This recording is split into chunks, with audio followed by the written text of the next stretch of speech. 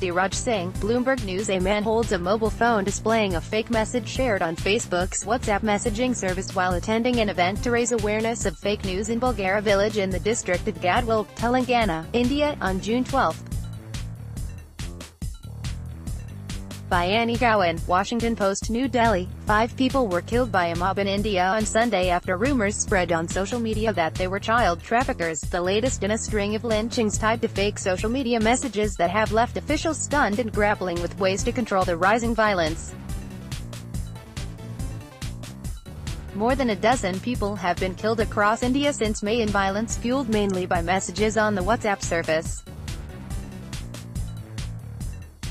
The cases largely feature villagers, some of whom may be using smartphones for the first time. Inflamed by fake warnings of child trafficking rings or organ harvesters, they have attacked innocent bystanders and beaten them to death.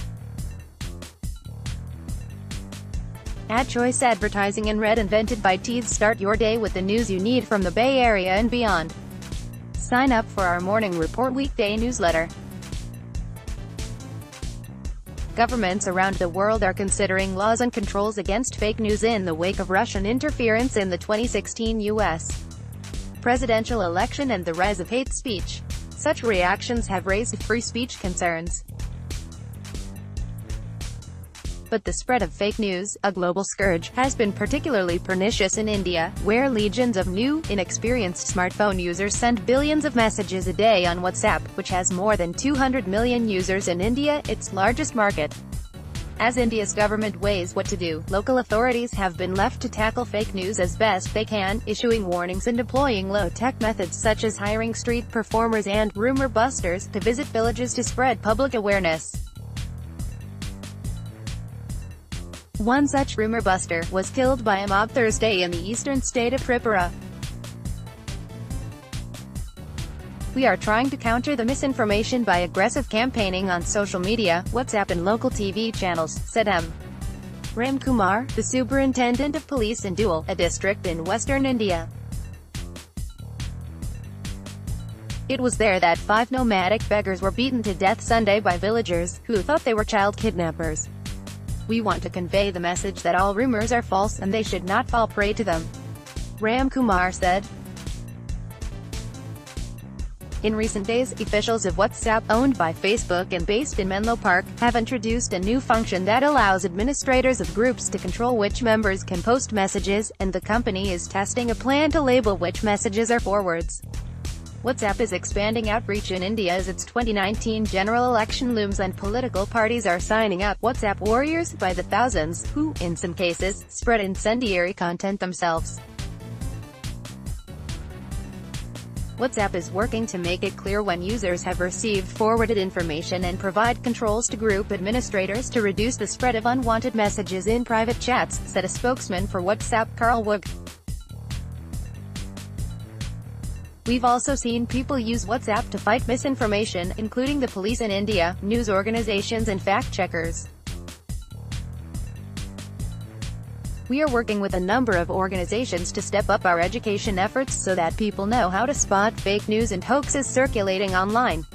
Unlike Facebook, where users can be tracked and shut down for posting content that violates its standards, WhatsApp content is more difficult to monitor because messages are encrypted between users. Still, critics say, it can and should do more in a country where hundreds of thousands of people are coming online for the first time. The police are always going to be at a loss because the scale of WhatsApp usage is going to be difficult to contend with and they don't have the manpower, said Nikhil Pawa, a technology expert. The platform itself needs to evolve. Pawa argues that WhatsApp's forwarded messages should be tagged with the originating number, to make it easier to crack down on misuse and discourage users from creating bad content. Meanwhile, Google announced last month that it is expanding an existing program for journalists in India to help train 8,000 reporters in 7 languages to spot and expose fake news generated in the country's specific misinformation ecosystem, according to Irene Jailu, the head of Google News Lab for the Asia-Pacific region, Google's largest such effort. The Indian government's attempts to combat the problem have been fraught. In April, a circular from the Information and Broadcasting Ministry proposing stiff penalties for journalists who post fake news was pulled in less than 24 hours after widespread outcry. In Tripura, 3 people were killed last week in violence fueled by the death of an 11-year-old boy on June 26. Rumors on WhatsApp that he was the victim of organ harvesters were reinforced by Radhan Lal Nath, a leader of the governing Bharatiya Janata Party, who showed up at the boy's home to falsely allege that the child's kidney had been cut from his body by organ traffickers, a video shows. Police later dispelled this fiction, but the damage had been done.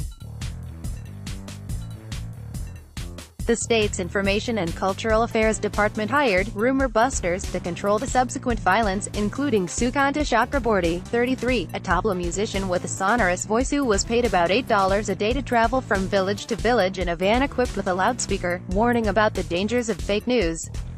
He and 2 others were beset by a mob wielding bricks and bamboo sticks in a crowded market Thursday. They killed him. He was pleading to the mob that he was only doing his duty. No one listened to him. Tanushree Barua, Chakraborty's wife, said in a telephone interview. What was his fault? Now there is nothing left. Farhan Fatima contributed to this report. AD Quality Auto 360p 720p 1080p. You might also like 1 o'clock. Toshiba is committed to shaping a better tomorrow. Toshiba APAC 020. You can enjoy the sausage McMuffin with egg all day. McDonald's former beauty queen injured in e-scooter accident at Straits Times. HSBC Visa Infinite Card give you access to VIP lounges. HSBC Bank air conditioning now finally affordable thanks to newthingstoday.com. PM Lee rebuts siblings' allegations about nepotism. Business Times Kurtenbach, why the Warriors won the start of NBA free. MercuryNews.com. Ask Amy, my sister won't apologize for sleeping with. MercuryNews.com. Katie Holmes trials biting reports about a Jamie. MercuryNews.com recommended by